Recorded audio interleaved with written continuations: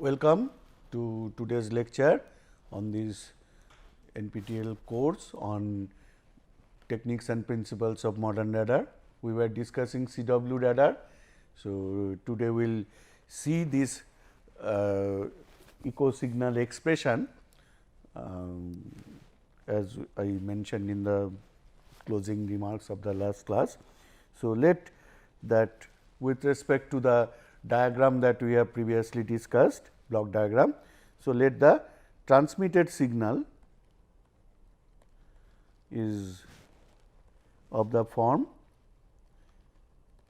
You see, in previous cases I have taken cos, that time I said that I can take sine. So, now I will take sine, so that you get confidence that anything, because it is a sinusoidal signal. So, either sine or cos, only the phase will change, initial phase. So, take that the phi naught is the initial phase. So, this is your I can say that initial phase of the signal. Omega naught is the angular frequency of the signal that is getting transmitted, and the amplitude I am not putting, I could have put an A or E1 something, but actually as you have seen that we will be mixing the signal. So, in a Doppler detection this amplitude is not required. If you want, you can also put, always that A will be there. So, I am not putting it. Now, initially we assume that assumption 1 that target stationary.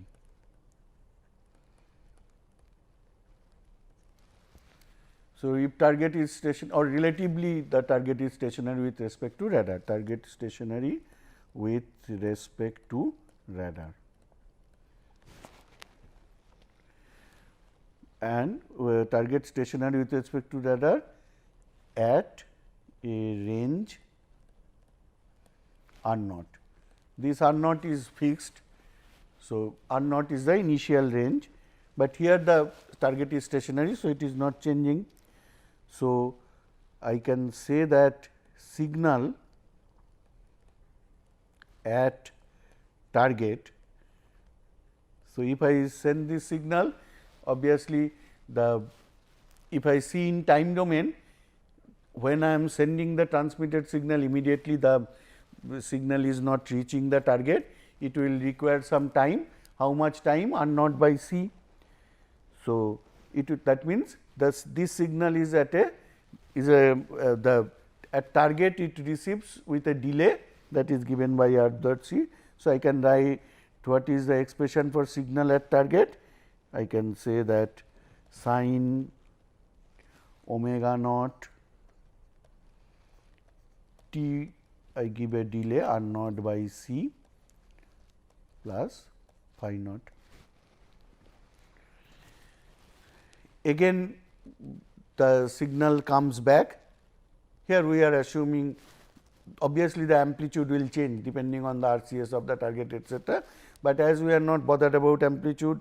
So, I can say that signal or echo signal at radar, that means what comes back at radar, that can be written as sine omega naught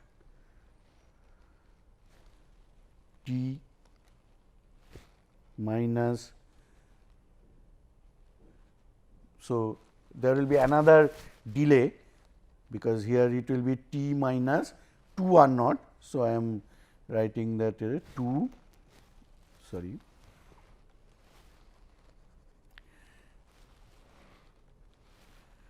or let me use another color, 2 omega naught R naught by C. This one again, let me remove this 2 is important, 2 and C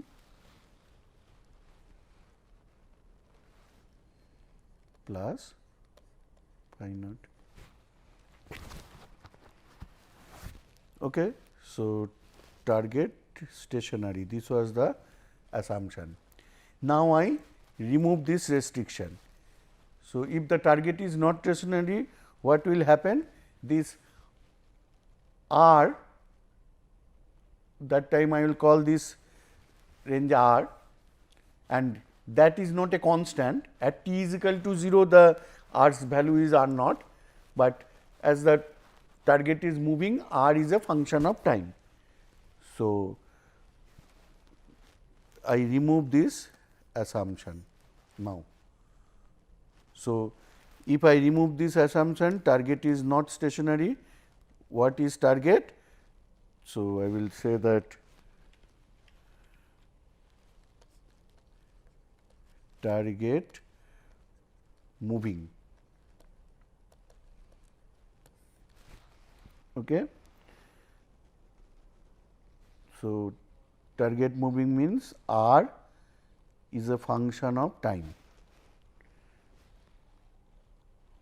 where R 0 is R 0. That means, at t is equal to 0, R is 0, this initial range I know. So, I can write signal at moving target is sin omega naught t minus, let me change color, r t by c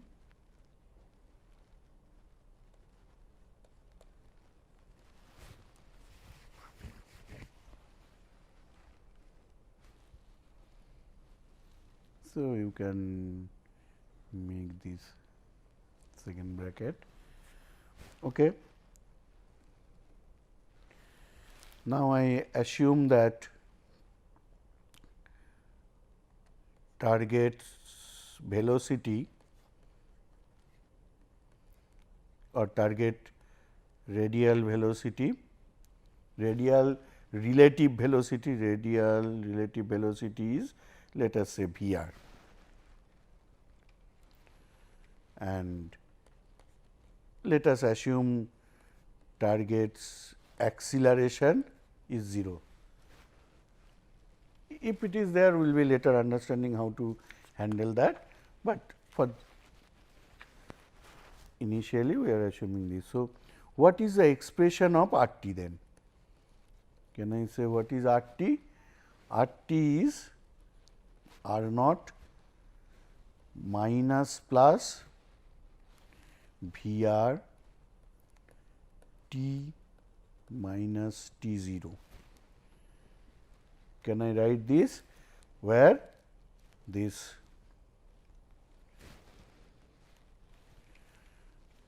with a caveat that this minus sign, that implies what? That implies a closing target, because you see the, if the target is closing, then its range is decreasing, and the positive sign is for receding target, receding. So, I can now use the expression. So, signal at moving target, that signal will again come back. You see, for moving target the range is changing. So, initial range when the signal was transmitted, but when it is reaching the target, that range is changing. Again when that is coming back to the radar, the thing is changing, but I do not have any problem, because I am writing it in terms of algebra. That is the beauty of mathematics, that otherwise I will have to find out how much change, etc., but here not a problem. So, signal at moving target, that means that expression, now I will put the value of R t in terms of its initial value R naught and V r. So, I can write that will be given by sin omega naught t minus r naught by c minus, or now it will be plus minus V r by c t minus t naught omega naught bracket then plus phi naught. So, this is the signal at moving target. So, I can write what is the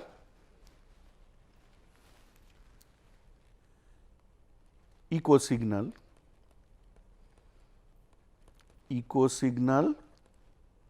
at radar receiver,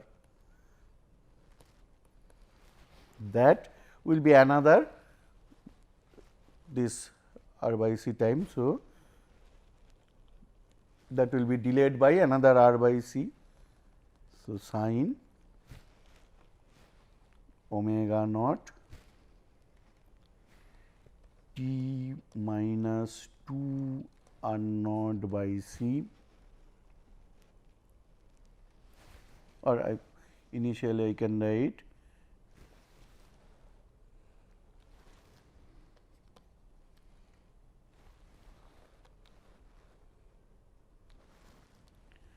to r t by c plus phi naught, and then I can put that value, it is sin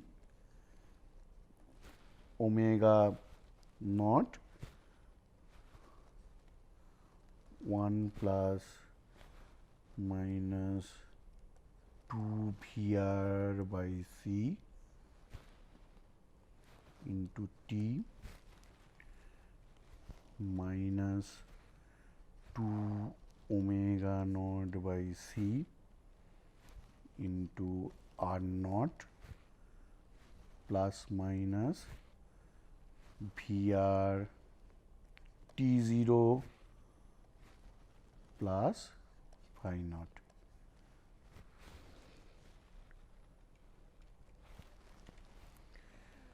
Now, remember that we have in the basic principles found out that what is the angular Doppler shifted frequency, angular frequency due to Doppler, that was omega d is equal to 2 omega naught V r by c. We have defined it in terms of f d, you can find out. So, this if we put here, then the echo signal can be written as that sin omega naught plus minus, you see here. So, I can write it at plus minus omega d into t minus 2 omega naught r naught by c minus plus omega d t 0 plus phi naught. Now, mathematically what does this mean? This is a very interesting thing. So, I will, that is why I highlight this, that, or I may write omega d, sorry, not omega d, this is the echo signal.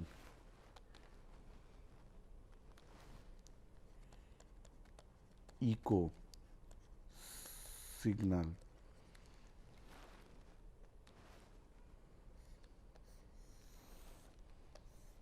So, see the expression that compared to, now you compare, actually I have not done that this one, that previous case echo signal at radar,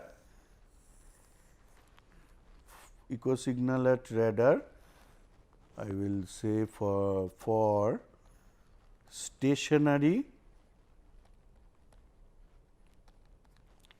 target. So, this expression and you compare this with the moving target expression.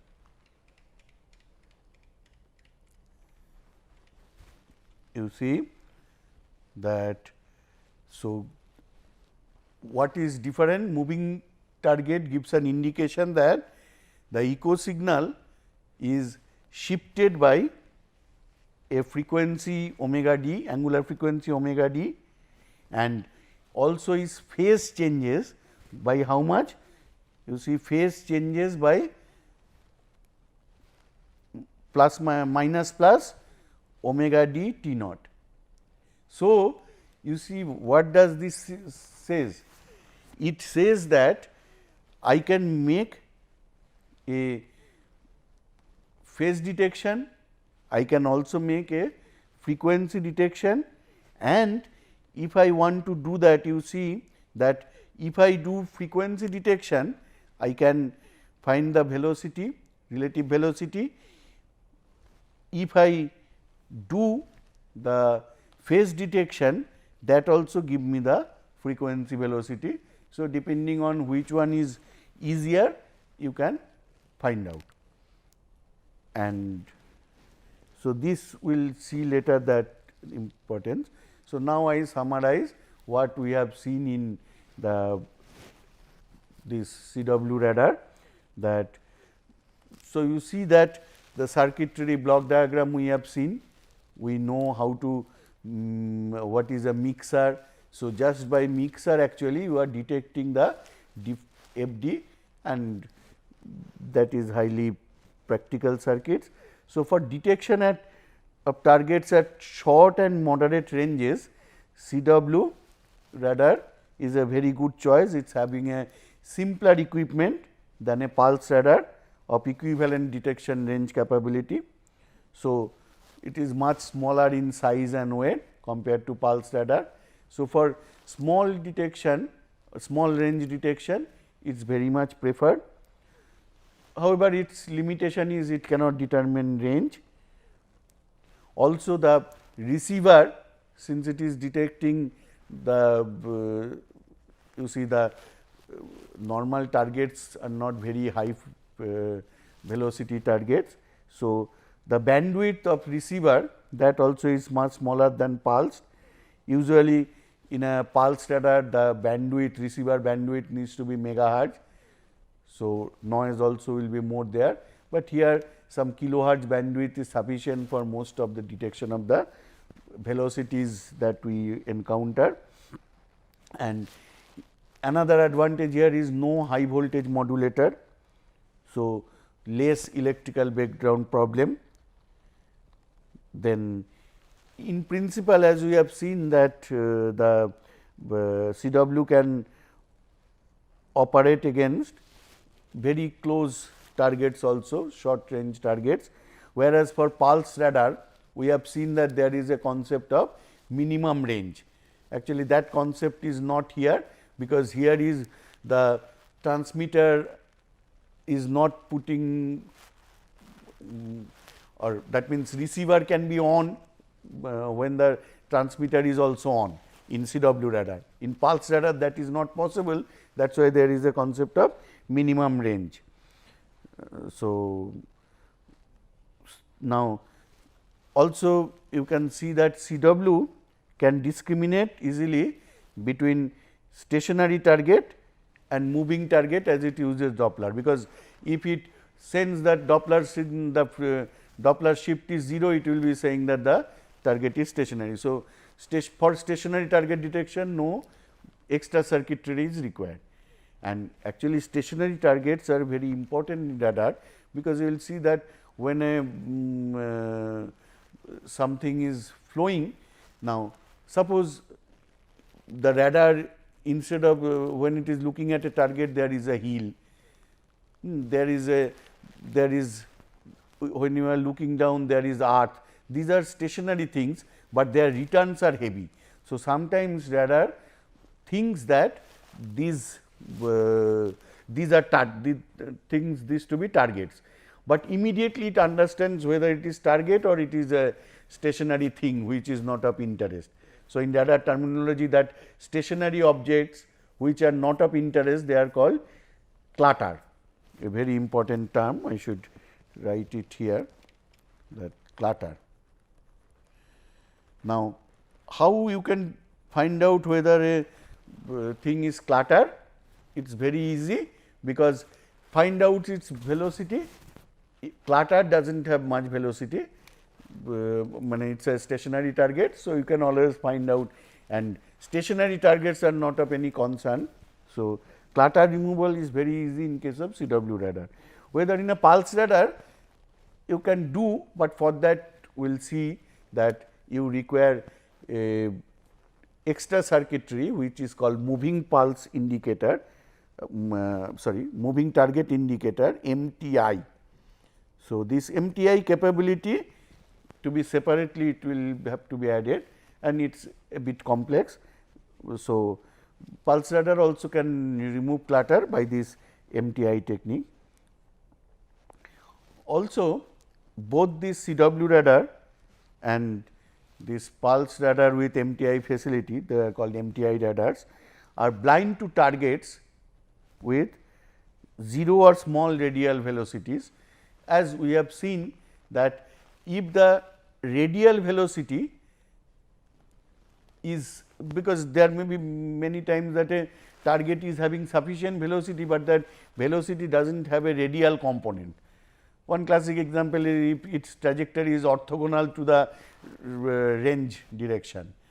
So, that means in the cross range direction it may be moving with a very high velocity, but radar will say it is not moving. So, that is a problem for both of these radars. So, CW and MTI, they are blind to targets with very small velocity, even though that may have a thing. So, for that we will see that what are the techniques that can be used, and simple CW radar generally it is meant for detecting a single target. Its ability to handle multiple targets can be increased by providing extra resolution in the Doppler frequency domain. That is done with giving a bank of Doppler filters, that we will see when, though in the context of pulse radar we will see the Doppler filter bank. So, if you put various Doppler filter bank, so various targets with order of magnitude difference of velocities, they also can be defined. So, the number of targets that the radar can resolve at any time is equal to the number of Doppler filters it has. Now, what limits the maximum power or maximum range of CW radar?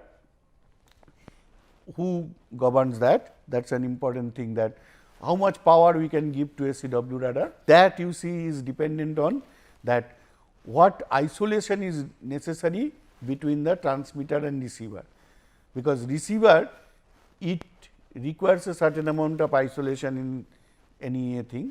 So, if we give very high power to CW radar and that leakage, if it goes, it may saturate the thing, though the case is not as severe as pulse radar, but still that isolation requirement that is there. And also the noise in the transmitter, because any high power device, relatively high power device, so there will be noises. So, that noise will also make this thing. So, CW radar power handling capability or range, that depends on this isolation and the transmitter noise, whereas pulse radar does not have any limitation. You can give any high amount of power, because transmitter and receiver are not simultaneously operated. So, there you can go to any power. Now, if we come to the applications that you see in now also, the CW radar is always used. Actually, this is from World War time, that they are used in, there is a term called radio proximity fuse. Actually, with artillery, that means a heavy shell etcetera is being fired, there is always a small CW radar, actually that gets destroyed. So, when it comes near the target, the fuse that gets fused and then the artillery is fired. So, that is called radio proximity fuse. See, in our country this proximity fuse, its new versions people are still doing. Indian Army heavily uses this radio proximity fuse. So, it is an artillery requirement. So, in all modern artilleries these are there, starting from World War days this is maintained. Then another thing is the when an aircraft takes off. So, second application. So, these are all applications of CW which are still used. I am not saying that is the climb meter.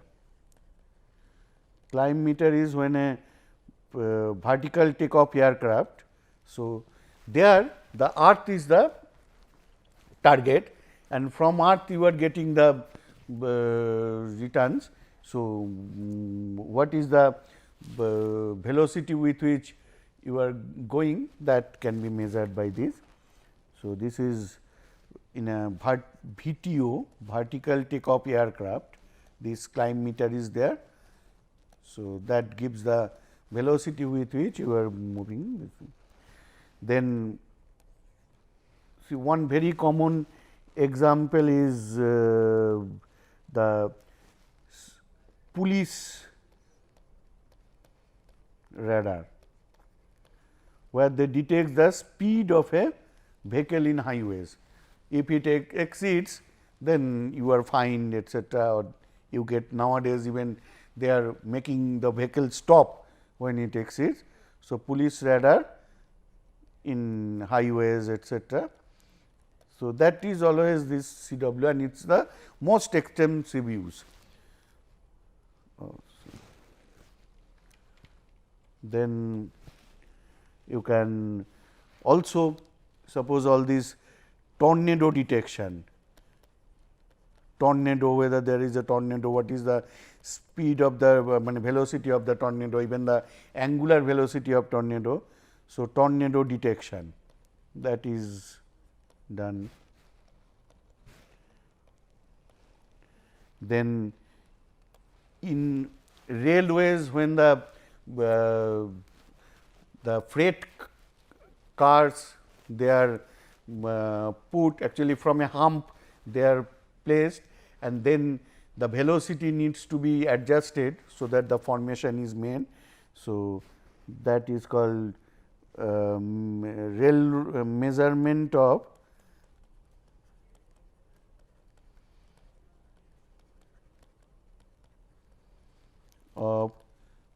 rail freight car velocity. So, railways have humping yards, in those humping yards in the line this thing is put. Then also the velocity, you will see that when you nowadays you go with, you fly, that what is the speed of the aircraft. So, those are generally done by the CW radar. So, I will say that the aircraft velocity meter,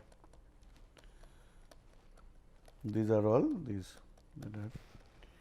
Then I will say another very thing is in industrial applications, that you see in industry radar technology is very useful. Actually laser etcetera can be used, but lasers light scatters a lot, and in industrial climate there are lot of particles here and there moving. So, radar technology is very heavily used. Suppose in industrial cases, in blast furnace, the where is the blast furnace, because blast furnace needs to be broken so that the molten metal can come out. Now, that needs to be done very precisely. So, that exact velocities etcetera, exact range that you will see, that extension of CW can give you range also. So, that time exact position, then trolley movement in industrial A. So, I will say that industrial trolley, its velocity measurement, because if they collide there will be huge catastrophe. So, velocity should be very exactly measured in industrial climate. If that velocity may be very small, but very accurately it should be known, otherwise there will be lot of accidents. So, industrial velocity measurement is a very important thing.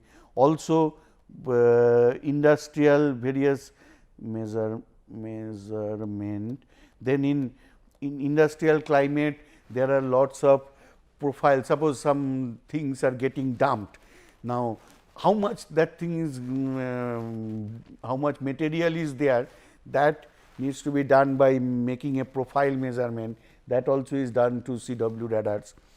So, I will say profile industrial environment profile measurements, lot all these steel plants etcetera, they are these then ports, there this CW radar is used. And for us teachers, for you researchers, there is a use that laboratory radar. In laboratory, it is very difficult or costly thing to make pulse radar, but if you want to have radar made for our research purposes etcetera, we make use of CW radar. So, CW radar is very important. You all can make a CW radar after going through these classes. You can easily make your own radar. In laboratory, you will see that to have radars for your research use etcetera, this is very heavily used. Now, here some of the applications I said where range measurement is necessary. Suppose this profile measurement etcetera, then other things. So, that we will see that by a simple extension of this CW radar, it will have the measurement range measuring capability, that is called FM CW radar, frequency modulated CW radar, that will start in the next class. Thank you.